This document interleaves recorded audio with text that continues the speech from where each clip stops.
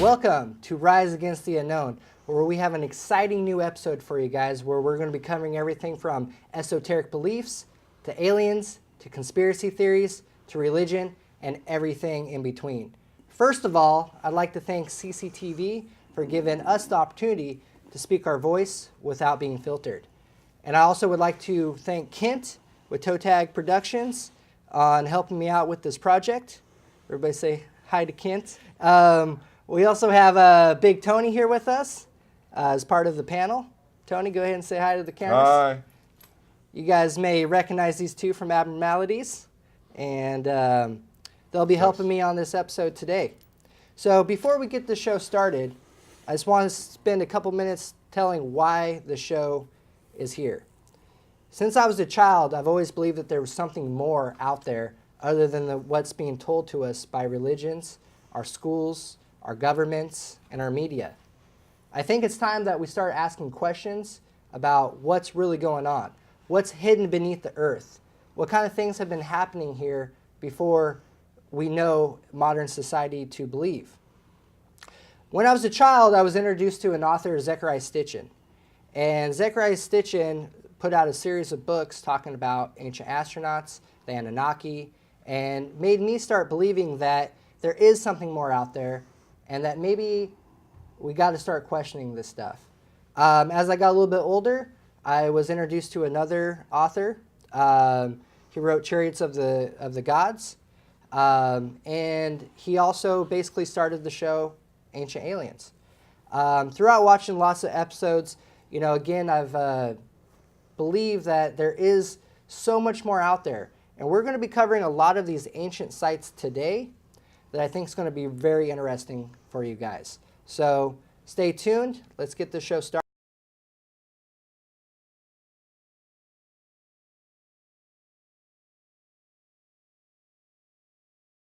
The first site that I want to talk about is the Garden of Eden.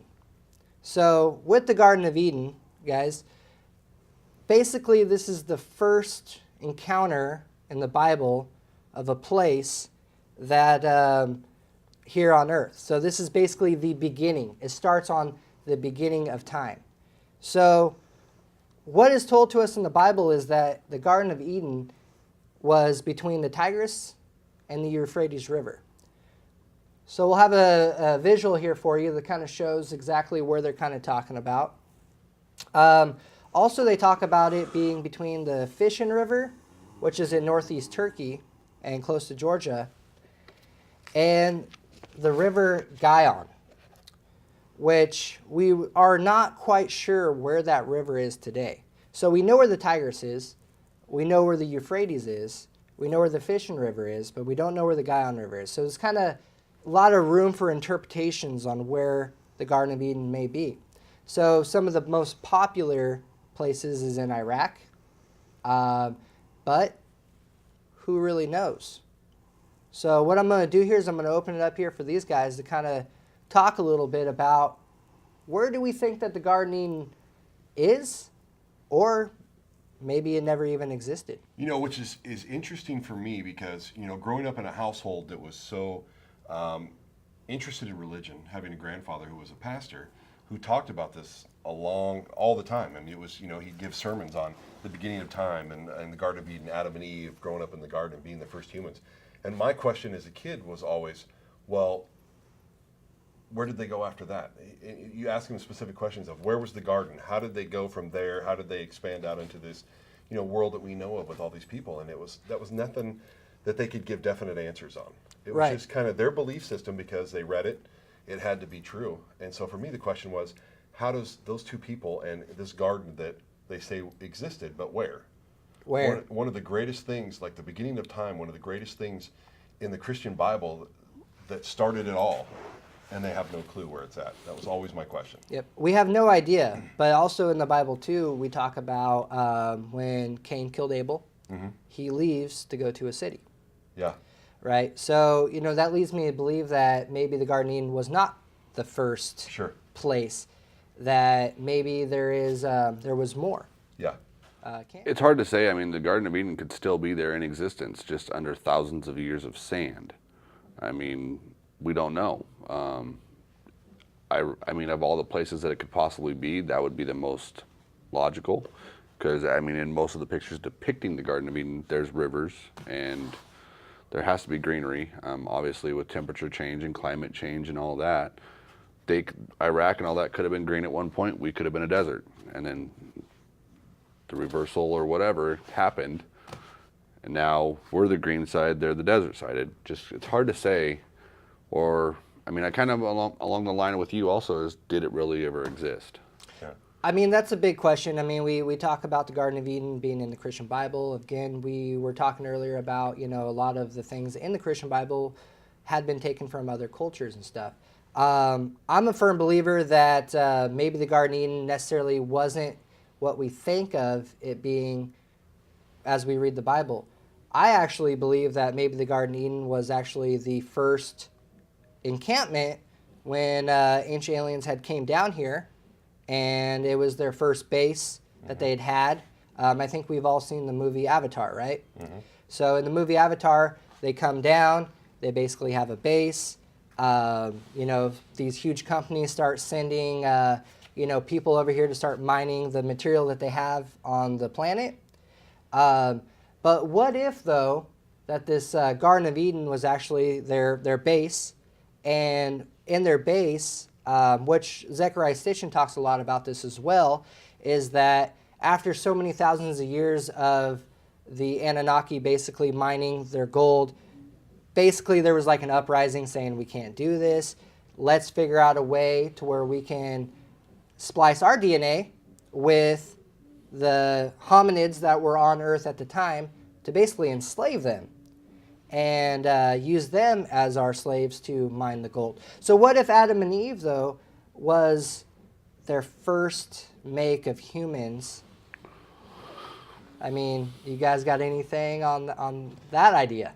Well, and it's a little bit of a stretch, but is the Bible not a stretch? I mean, when you think about, we know how humans came to be and how we exist. We all know how that works. But to just appear, they were created, I mean, it's a stretch. Anything's possible. And the Garden of Eden could have been started the story as a prophet or whoever wrote that particular book. Maybe he was lost in the desert, saw a mirage, and he created the Garden of Eden out of his head. Yeah. Right. Well, Ken, actually, me and you were talking the other day, and we were talking a little bit about, Adam and Eve themselves and Lucifer, right? Mm-hmm. The serpent. You want to share a little bit about what we talked about? You remember? I remember. So there's a in the Christian Bible, there's a story of Lucifer is the serpent. However, Lucifer is not the serpent, that is Satan. They are two different entities. Satan being the evil of all evils, Lucifer being the angel of light that was booted out of heaven. There was the evil was there before Lucifer was kicked out. That's what people need to understand. I personally believe in the depiction of the pictures that you see, the deal was made with Satan, not with Lucifer. Lucifer was, I feel, trying to stop them from committing that crime against God. So you believe that Lucifer came down, tried to talk him out of the deal, and was kind of like the messenger? Yeah, I think he was. And then at that point is when he told God, your creation is flawed. I as an angel, could not stop them. What makes you think you can? Okay. So let me put a little bit of twist on that on my theory. So we're talking about this story, right? We're talking about, how Lucifer basically says, hey, you can eat from the tree of knowledge. And what happens? Basically, Adam and Eve are made aware, right? So there's a couple different theories that I have on this. Number one, so let's think about this for example. So let's say we do have, let's say that we, as a human species, go to another planet, right? And because right now, even just cloning is a huge thing that a lot of people disagree with. So what if there was one scientist in the group of people who came down here to Earth and said, you know what? By us splicing our genes with these early hominoids to create Homo sapiens, basically, or start the chain, that's wrong. That is absolutely wrong. We should have never done this. We should never even went there. I'm going to be the one who frees them. I'm going to let them know that they're not slaves. And now that they've been created, let's kind of set them free. So you're saying an ancient alien with a conscience. Right, absolutely. Because that's kind of where I lead in the story. If you play a little bit, if you think a little bit outside the box into the story, I mean, I think that there would be something just like that would happen now. That there would be that one scientist said, hey, this was wrong. What I'm going to do is I'm going to give them education, eat from the tree, give them the knowledge, right? Just like what we did just a few hundred years ago with the slaves that we had here in America, where we didn't want them reading, writing, going to school, knowing anything at all, because if a slave was educated, he would no longer be a slave anymore. Mm-hmm. And we also have stories of giants that were roaming the earth at that time, which leads me to believe that there was more out there, and cities and different structures. So any more takes on that? That's a good point. Yeah, I mean, you see those, again, those are questions that were asked that you never really got those definite answers to, that there was something else out there besides just this one garden, just these two people that were created, that eventually their choices, one person's choice, affected the whole rest of our civilization and all of our lives. And as far as aliens coming down, I don't know what the answer is, but to me, I think we'd have to be pretty shallow to think that, and pretty narrow-minded to think that in this big world, in this universe of everything that's out there, that we're it. How that plays into everything, people's belief system, and what that truth is, I don't know, but I think we'd be pretty silly for us to think that we were it. Kind of going on what me and John talk about outside of here, the Earth, science has proven the Earth is about 4.5 billion years old. And I had this talk. Yeah, and Adam was 5,900 year ago. Yes. The timeline doesn't work, and I asked It this does question. not. It does not work Nothing at all. matches with the timeline. I'm like, okay, I don't want to bash Grandpa. Grandpa's not with us anymore, but I was like, Grandpa, so how does this whole thing work? Because they're anti-evolution. Everything was about God created Christianity. They talk about a time frame. I'm like, well, what about scientists that pull things from the earth and they say they're millions of years old? He's like, well, we had somebody in our church do these scientific experiments where we took some chicken bones and they aged it, and they did the carbon dating testing, and it was like 3 million years old. That was the answer I got, and to me, that wasn't enough. It's not enough, and something's missing. There's a chunk of our existence, because it's important for us to explain where we came from. Yeah. The Bible, it explains where we came from, because we have that thirst for knowledge to know what happened, how we got here, and that was someone's explanation. I'm almost on the Kempton assumption that maybe the Garden of Eden actually did not exist. I think that it was made up. I think it's a beautiful story. It was an ideal, I think. I think that, of course, there would be no way for us to ever actually figure out where the Garden of Eden is, because there was no structures there. There's nothing to show for. My popular belief may be that it was actually even in the Persian Gulf. And through the Great Flood, that actually, once upon a time when water levels were lower, there was probably more land, and maybe they were even forced out of the Garden of Eden due to the flood even. Do you believe in Pangea? I absolutely do believe in Pangea. The belief system that everything was connected. So, it could have been down in Delaware. By the time things start separating, moving, there's just no way of telling. Well, not only that, isn't... Probably not Delaware. I've been there. I don't think it's in Delaware. Well, and looking at this picture that you guys will see here shortly, Cyprus, isn't that island supposed to be a beautiful, gorgeous island? Absolutely. Who's to say that's not technically the garden? The garden could even be as far as maybe even in Africa. Antarctica. And when we're talking about a beautiful garden, and let's be real, let's talk about early humans coming from Africa. Mm-hmm. Could it not be in the Congo? Could it not be in South Africa? We have stories of the Anunnaki actually being in South Africa, and I really wish that I had some visuals here for you guys, but I actually just came across an article about a 200,000-year-old site in South Africa that a lot of people are making, beliefs that maybe that is where the Anunnaki were, or maybe that even was the first, place where humans came from.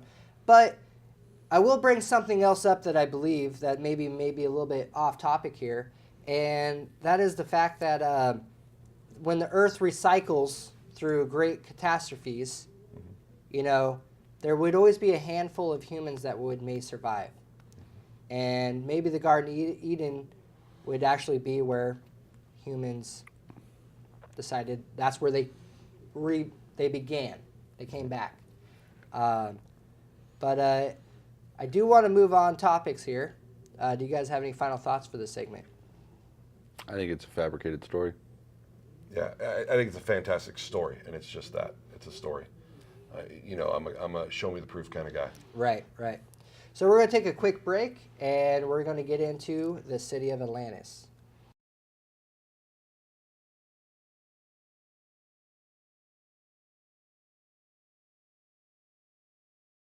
Welcome back to Rise Against the Unknown. We were just discussing the Garden of Eden, and we're actually going to move into one of my most favorite structures, and we're going to be talking a little bit about the city of Atlantis. So the city of Atlantis, Plato writes about the city of Atlantis around 360 BC. Basically, he describes this large continent, bigger than Libya and Asia Minor combined. So we're talking about a massive, massive island here. Basically, the descendant of Poseidon was the one who created Atlantis, according to the story. And they talk about Atlantis being around 960 BC, 9,600 BC. So somewhere around the last ice age. But we have a lot of different interpretations of where the city of Atlantis may be. I mean, I think almost on a daily basis, people are making guesses of where it could be. But here's the thing about the city of Atlantis. Really, our most original talk about Atlantis did come from Plato. Other than that, there is no other person who actually wrote about it in the ancient world. So Plato was the first one. So Plato gets the story from one of his mentors that actually traveled to Egypt. So while he was in Egypt, the early priests basically talk about this very advanced civilization that they used to war with, and that a lot of the ancient knowledge had came from.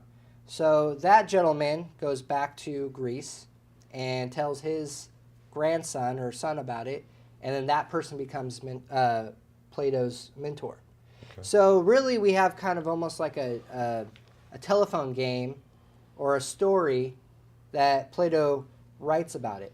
Now he talks about it being past the Pillars of Hercules. So we're talking, you know, past Spain and Morocco, somewhere out in the Atlantic Ocean. But today we have a few different areas where we think it could be. It could either really have been a continent in the Atlantic Ocean. It could even be the island of Crete, which was a very advanced civilization.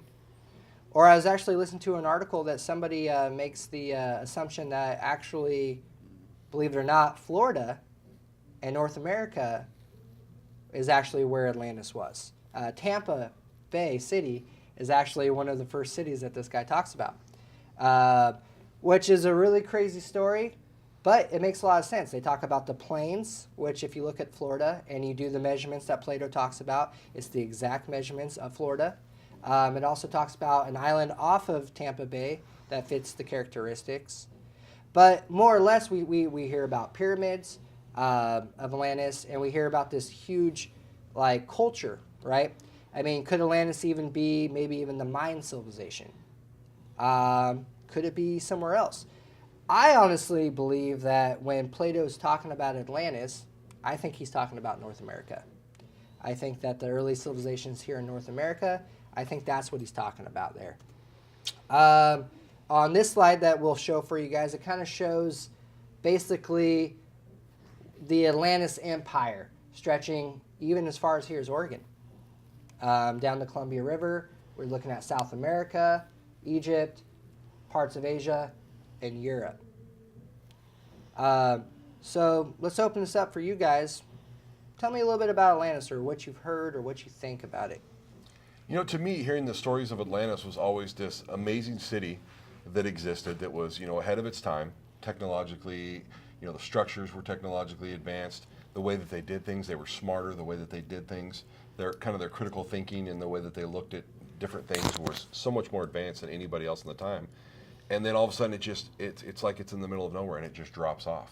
Right. And no one seems to know where it's at. Well, they talk about a great flood. Great flood. That takes it out. Which comes out, you know, like we talked about earlier, it comes out in many different, you know, religious beliefs and different, you know, scholars that talk about the past.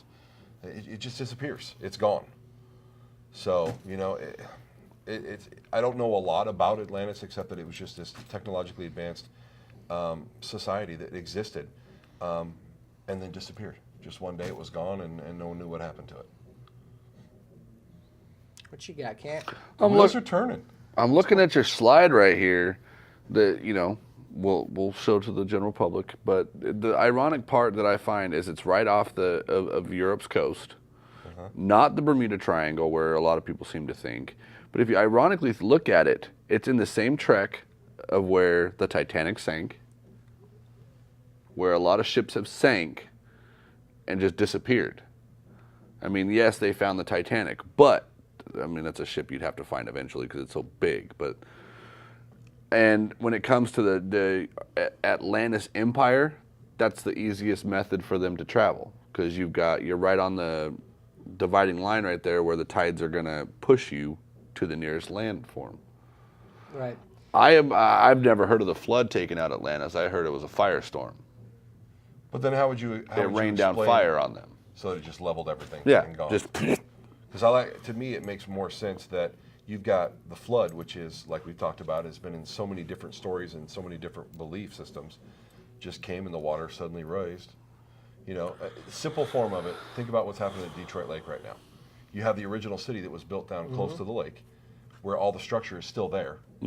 But because over time they dammed up the water, everything rised, and the old city disappeared. And now we have, you know, this drought happening where the water drops and you see those structures again. And if the water, you know, the oceans start lowering at some point, who knows what's going to pop out? Well, I think this is something that we have to be real about when we talk about Atlantis. And we're going to move a little bit more into some other structures. But here's the thing. When we talk about some of these actual structures that we have today, like the pyramids, Stonehenge, Pumapuchu, Teotihuacan, we have these structures that were built by, we'll say, primitive man. How did they get the knowledge or the mathematics so quick going from working with stone to next thing you know building huge pyramids? Where did they get this knowledge from? Other than they're either one, again, I'll always go back to ancient astronauts, or two, there was a more advanced civilization before the Egyptians, the Sumerians, the Europeans. There was more of an advanced civilization out there. Could that possibly be Atlantis? And again, we talk about the last ice age, the flood, all of this being basically wiped out, okay? Or the continent of Atlantis, or the civilization of Atlantis. So, of course, not everybody would die. You know, a lot of people probably would. But at that point, the people are going to split. And I think that some of them split to North America. Some of them went to South America. Some of them went as far as Egypt and Europe. And I think carrying with them, they carried that ancient knowledge that Atlantis once had. And I'll make a reference back. We were just talking about the Garden of Eden, right?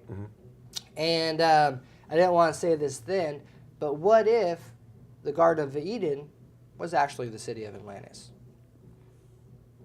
And maybe that was the first start of the humans. And maybe that story goes back there. Ironically, looking at your slide, not to cut you off, but the Pangea topic, which you were pointing out in the first one.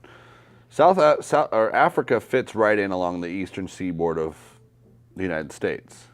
With Atlantis, I mean, look at the shape of Atlantis to Africa and the United States. It would fit right in there, and it would make sense with the separation of the countries that it would sit right out where just past the Pillars of Hercules, like Plato said. It would be out in that area, not down here by Florida.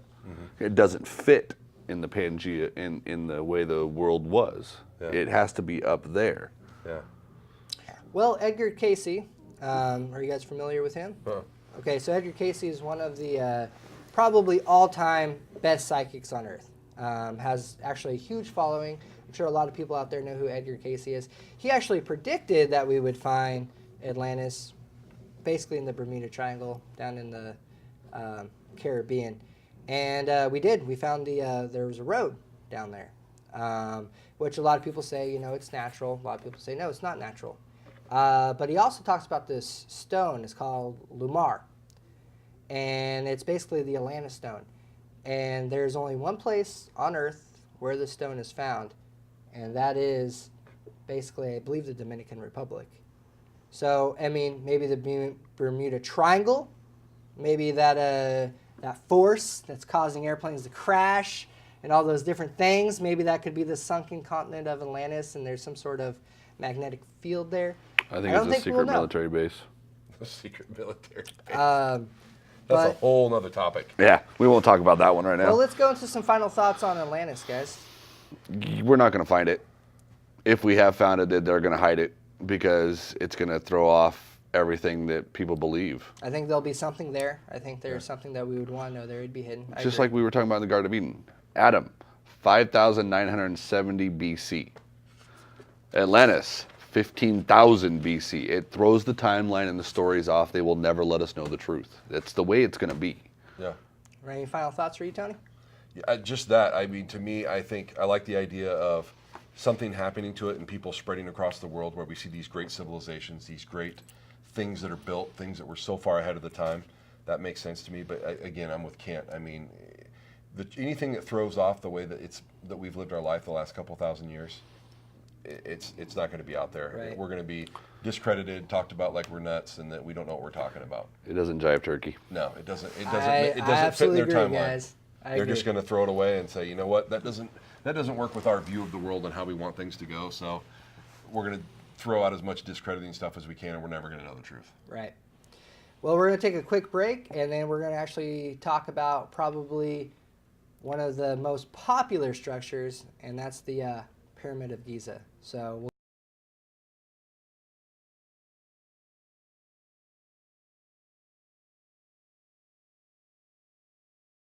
all right, welcome back to Rise Against the Unknown. We were just talking about the Garden of Eden. We talked a little bit about Atlantis.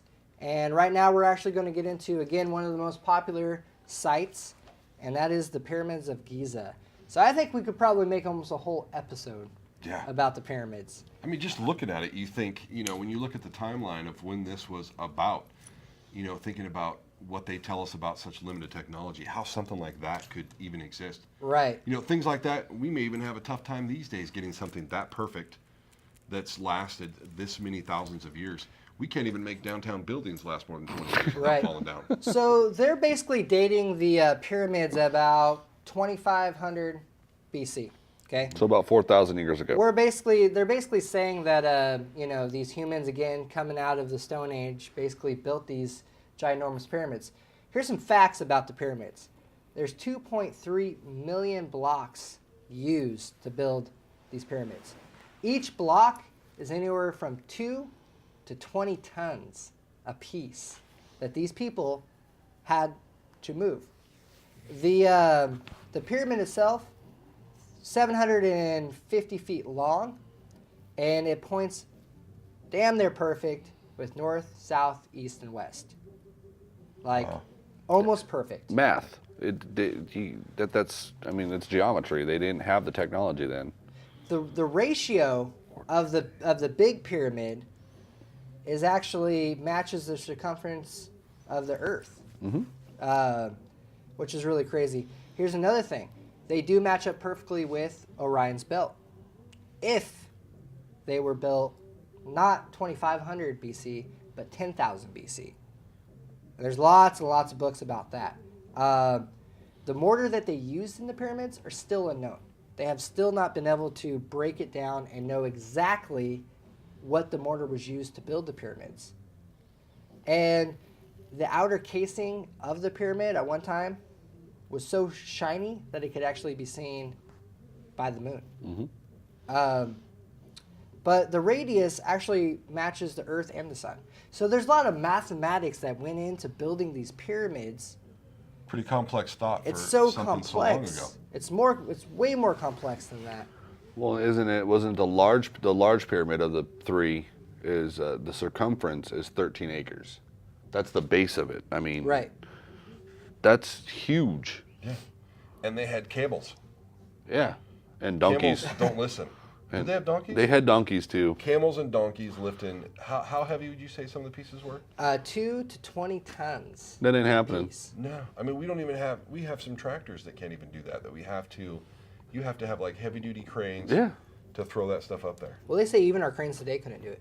No. You know? That's and impossible. we're talking, it would take millions of people pulling with ropes. More population than what they say historically that we had during that time. Here's an interesting topic, though, about the pyramids, is that the story that I've heard is that one of the early, I guess, pharaohs of Egypt was walking through the desert, and he apparently trips over the Sphinx. Mm-hmm. And with that, he basically starts uncovering, notices that there's a structure here. And So it was covered. It was covered. So okay. And then he decides to build the pyramids basically in this He site. tripped and knocked the nose off, didn't he? Well, there's a lot of belief that there's ancient wisdom and scrolls hidden underneath the Sphinx. Yeah. The Sphinx, they say, is by far way older than the pyramids ever were. It's been there for eons. Really? Well, because he tripped over the very top of it. And Yeah. look, I mean, you've seen pictures of it now. That's how much they've buried it. Okay. So. Well, Kent, remember you were telling me about the water on the Sphinx Yes. too? So the pyramid, the water. What do you mean? Well, there's basically the Sphinx has a lot of water damage to it. It does. So who knows the actual size? I mean, How big it we could've all been. know that when it rains over in Egypt and Iraq, it's floods. Yeah. That's what it nothing to does stop it. every It's just time. flat desert. So how big was the Sphinx actually with all the rain and monsoon that they've actually got hit with? I mean, you're talking this thing could have been. And what we see at the pyramids of Giza now, look at the water damage it's done. I mean, there's no way you can't depict how big it was. Also want to point out what the pyramids of Giza, when they were built, were on the banks of the Nile.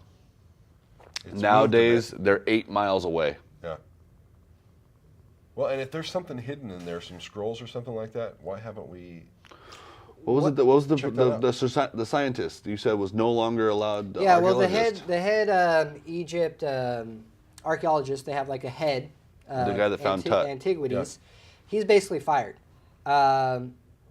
Basically, a lot of people want to know. They've done a lot of sonar work underneath the Sphinx to try to figure out if there's any chambers down there, and they have. They've found chambers. But it's so taboo, basically, to get these permits to get underneath the pyramids, to get underneath the Sphinx, and himself, he never wanted anything to do with it. And then I guess there was some scientists that they brought out. They're using the sonar, and they said, yeah, there's something underneath there. And within a matter of a few days to a week, they actually just got rid of the guy. Wow. And so I think they're hiding something there. But more or less, what do you guys think that these pyramids were even used for? Power What's the purpose of these things? Power stations? Each one of those pyramids has a view of the sky slit right through the top of it. Okay. That at certain points of the year, the moon or the sun will actually shine a beam inside of it. And he'll talk more about that because there's actual hieroglyphs on the walls where they've carved what they've done in life. Well, there's a lot of chambers that point basically to different stars, to different solar systems in there. There was once a gold top, Yeah. which is gold is a huge conductor of electricity. Which would make sense if there was gold at one point on the top. That's why the structure on the top is a little thicker. Mm-hmm. Lasted a little bit longer because it had something covering it, and the rest of it broke away a little bit faster. So how far do these holes go? These sunroofs? These sunroofs, I mean, Yeah, they go all the way out you can see all the way out. And Yeah. they put robots out through there. they're wide. Wow. So like a solar energy type of thing to create light. Yeah. People lived in them. Well, I mean, the Egyptian lantern. Have you ever heard about that? Mm-mm. It was so instead of fire, because they of all the hidden gases inside the pyramids, Yeah. they took foil or something and they dipped it in something, shined it up through the sunlight, and it created a lantern. And they'd put those throughout the pyramids. Rather than having a flame burning like you see in Hollywood, it's this foil. So we're talking like Fifth Element. Light, Aziz, light! It's A little weird. tinfoil. Yeah. Well, you can see that they do match up with Orion, Yeah. if they were built 10,000 years ago. So, I mean, that's putting these pyramids back almost to what we're talking about with Atlantis. Mm-hmm. So, I mean, Could be the same people. Could be the same people. The Egyptians actually say, though, that so in popular belief, we say that the Egyptians, the Sumerians, those are the early civilizations, right? Mm-hmm. The Egyptians themselves actually believe that they're not the first, that they are actually way, way, way, way, way after what they feel like the earliest civilization and the knowledge came from. Okay. What were you going to say, Kent? I actually wanted it to what we talked about at the store because I see it now from that Google Map view. You need to tell that. You see it's not four sides. You see the crease in it. Oh, okay. So yeah, that is something that I was actually reading about. Is that it's not four sides; it's actually 8 sides. See the crease in the top one. And you can see. So actually, on the summer equinox, I believe. Summer solstice. So one of the two. If you look at it from the aerial view, you can actually see that there was 8 sides and not 4 sides. And that the shadow from the middle one actually points to the foot of the Sphinx. And Edgar Cayce, again, talks about in the year, I think, like 2026, I believe it is that we as a people will be enlightened on this ancient knowledge. Okay. And this guy basically believes that, and he says that the signs will be in, like, basically the story will be in the pyramids itself. So with us knowing that there's actually 8 sides instead of 4 sides. So you're saying with the 8 sides that there's a line, perpendicular lines down the middle, so that the sides are not flat. They actually come in a little bit. They cave in like Which this. makes no sense. It What's does. the purpose of that? Well, it's a sign, but Extra you can only chambers. see it on the equinox. That's it. You cannot see it from just looking at it, and you can't see it from so above. it's so slight that you can be straight on and you Not can see it. until the sun is in the perfect position can you actually notice that there's 8 sides. And that shadow does cast onto the left or right foot of the Sphinx, which again talks about the chambers underneath And the they Sphinx. think that's where the entrance is where that shadow points to. So basically, on the equinox, it basically gave us the sign that, yes, here's something, but you'll only know on this date that it even existed. Well, which again takes us back to they don't want to know.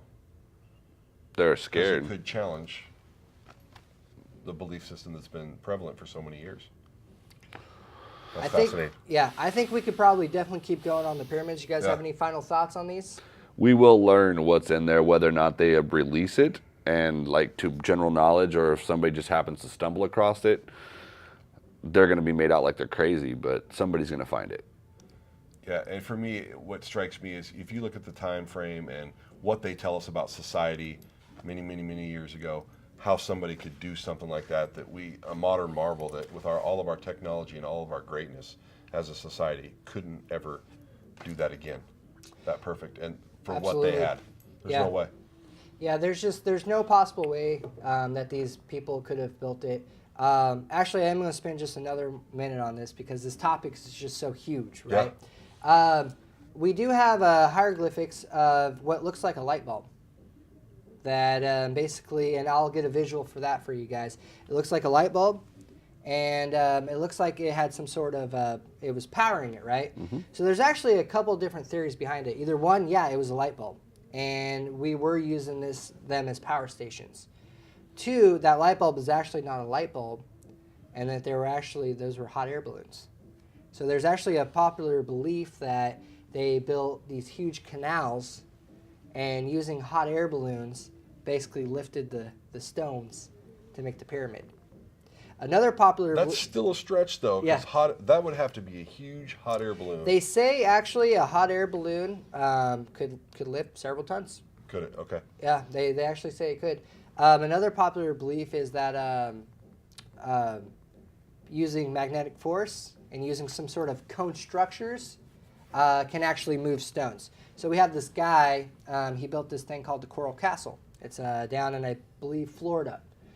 And this guy all by himself moved these huge ton stones all around and created this castle. But nobody ever watched him do it, other than these kids one time said in the middle of the night, they were basically using these ice cream cones to move these stones around. Could it be some sort of magnetic force that could cause using sound waves to move these stones? Wow. And one more thing I do want to bring up here is that in camp, we were talking about this the other day. Where did Jesus go after he was born? Egypt. He went to Egypt. He went to the pyramids. He went to the pyramids. And then the next thing you hear about in the story, he's coming back and was choosing his disciples. But why was he going to why did he go to Egypt?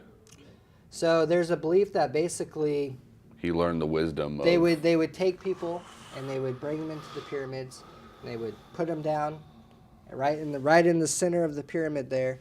They would shut all the doors and you would just be alone in the dark until you saw your enlightenment. Until you saw your enlightenment. And He was Buddhist. Something. Well, I mean, maybe there's some sort of power force in these pyramids that maybe gave him the supernatural power. Maybe it's Casper.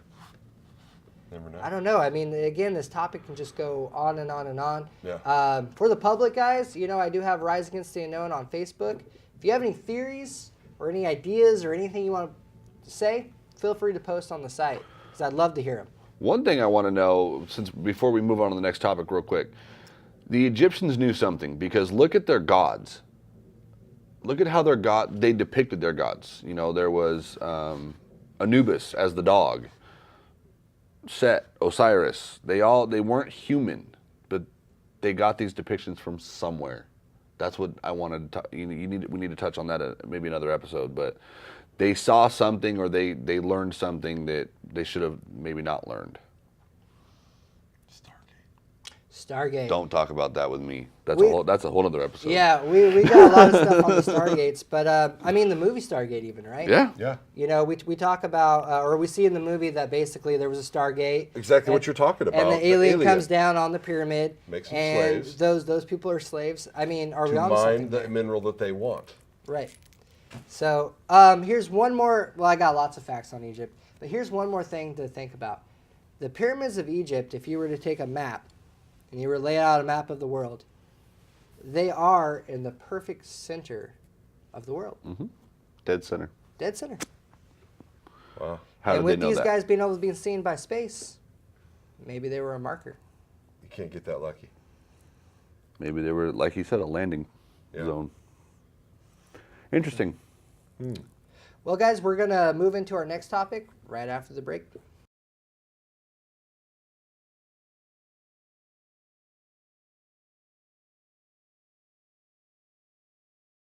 All right, welcome back to Rise Against the Unknown. I hope you guys are tuned in and you're starting to question everything that we see out there. But we've covered everything from Garden of Eden. Atlantis, the Great Pyramids, and we're going to go into another part of the world here and talk a little bit about Teotihuacan. So they date Teotihuacan about 100 BC. Definitely not true. This site is way older than that.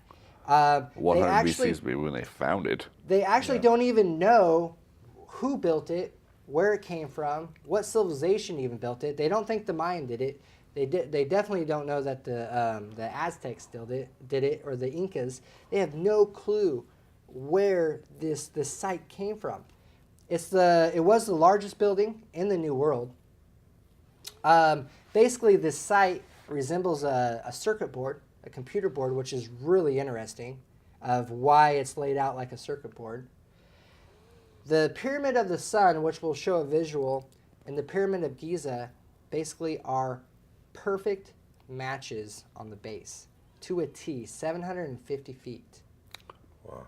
Perfect. So when Atlantis flooded, they moved out, and these guys built it at the same time. Right. We have two structures on two opposite parts of the world that are basically the same.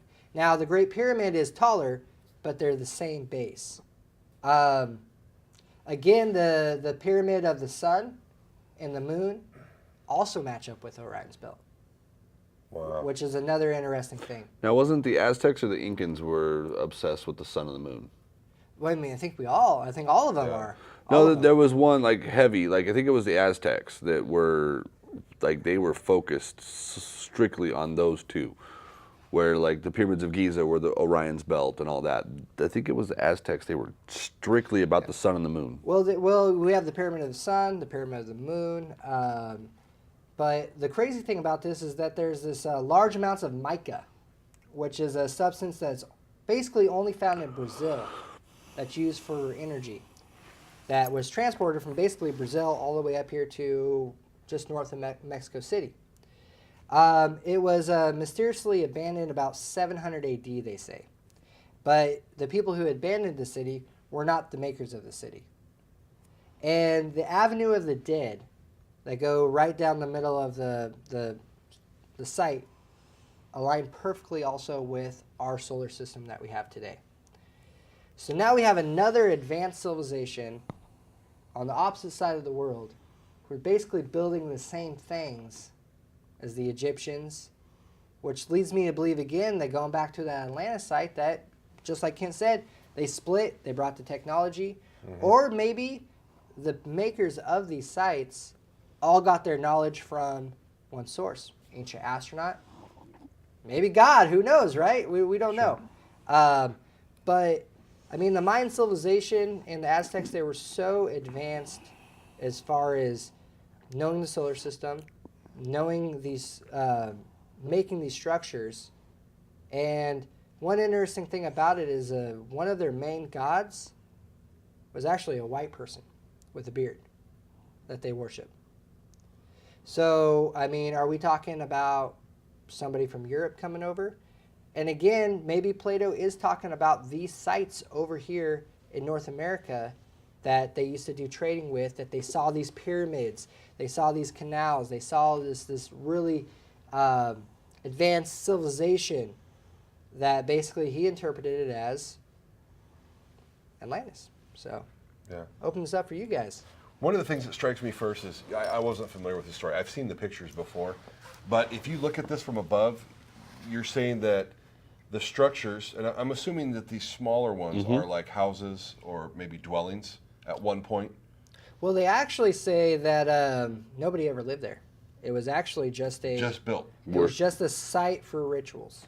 It was a straight ritual. So the city was out and about. This was just like a site for rituals. So the question about the circuit board is, has anybody tried to recreate it on an actual circuit board? I don't know. They say it matches up perfect with the circuit board. But, I mean, with these metallic spears being found underneath these pyramids, I don't think anybody's ever connected them up to see if it creates some sort of massive power I'm thinking source. of contact.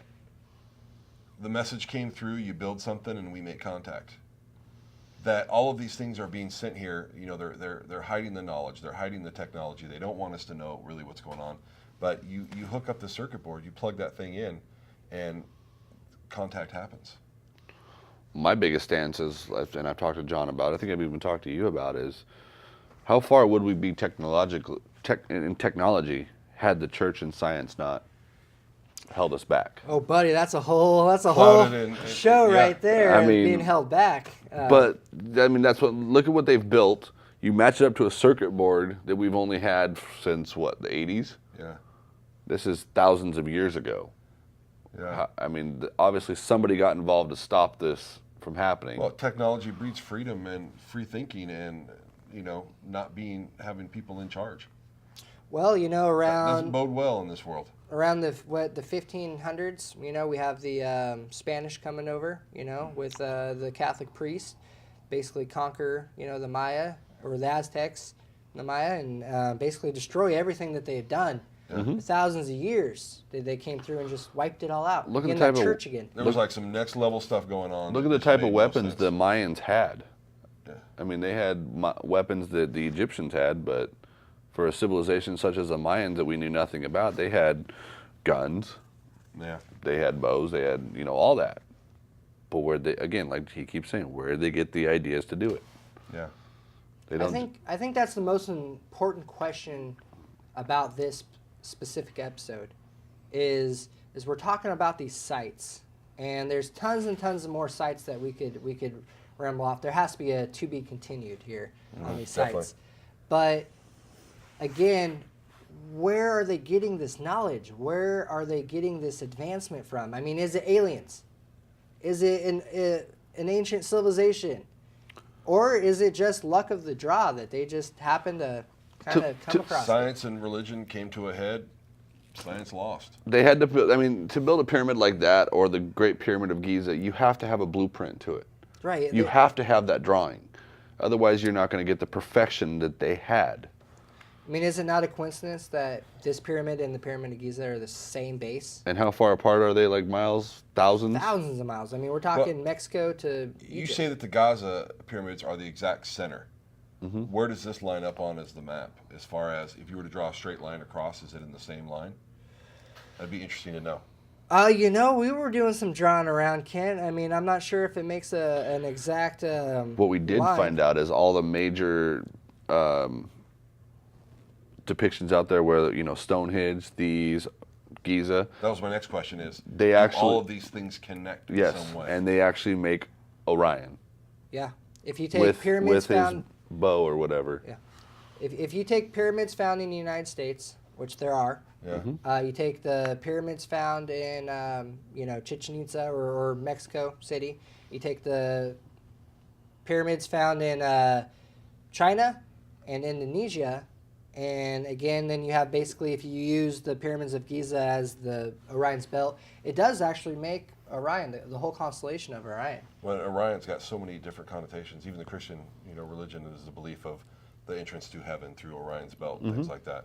I mean, could they be telling us something about Orion? Is that maybe where we came from? Is there a portal there? Is A there Stargate portal there? Stargate? I mean, is Yeah. that maybe another planet out there with, advanced civilizations on there? Somewhere in that mix? I mean, we're talking 100 billion stars out there with 100 billion galaxies out there. Yeah. I mean, And I think they're watching the way we're going right now as a society, and they're probably hoping we don't figure it out. It's like, too late, we already built it, we can't go get rid of it now. Well, I I hope think- they don't show up one day, because they're a little scary. well, I'm not a Star Trek fan or a Star Wars fan, but what I do have to say about them is that could there not be like a committee of aliens out there that say, here's the laws of space. You can't go to a primitive planet where there's primitive species on there and basically do things to them, like nuke them or splice their genes or advance them any further. They have to do it themselves. You know what I mean? You got to earn it. You gotta earn it, right? What if, from time to time there has been some visitors that came down and said, hey, here's without a doubt. mathematics. Without a Here's this. But we're gonna leave now, and then we're gonna let you guys figure it out from Just there. kind of helping us along. The Yeah. one thing I like to point out, it's actually in a movie that I have at home called Immortals, and it's a quote that Zeus says in the movie, and it's after a bunch of human warfare, the gods get involved, whatever, and one of the gods ends up getting killed, and he says, "From this day forward, no god shall interfere in mankind." Kind of what he just said. There's a committee out there But that yet- says, from this day forward, no more. Yeah. Well, don't we have But that yet same story we though tried with that. God? Yeah. Yeah. Right? After the flood, God says, I'm not gonna. I I'm not gonna created do it you, I anymore. put you there, you go figure it out. Yeah. I mean, it's just kind of weird that all these quotes keep happening. Yeah. Amazing. That's just incredible. I mean, to look at something like that from something that we've been taught from very small age of being so primitive that we've come to something like this that, I've never been to any of these sites, but I can imagine just walking up and just being like, this doesn't make any sense to me. It doesn't make sense. Given So, our knowledge that we've been entrusted with since we were little kids and as a society, this doesn't jive. well, guys, I think that's going to be about the end of this episode. There has to be a to be continued on some of these structures because I tell you what, guys, there's a lot more to talk about, and I hope you're going to tune in for next week.